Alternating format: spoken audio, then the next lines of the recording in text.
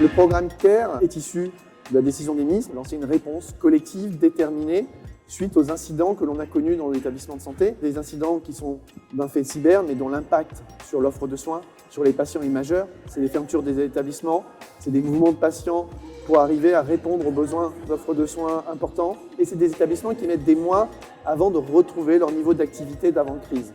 Bien sûr qu'on ne répondra aux défis cyber que sur du long terme, en tout cas moyen long terme. Mais c'est pas parce qu'on y répondra au final que du moyen long terme qu'il n'y a pas des actions à faire tout de suite compte tenu de la menace et compte tenu du risque aussi pour la prise en charge de nos patients.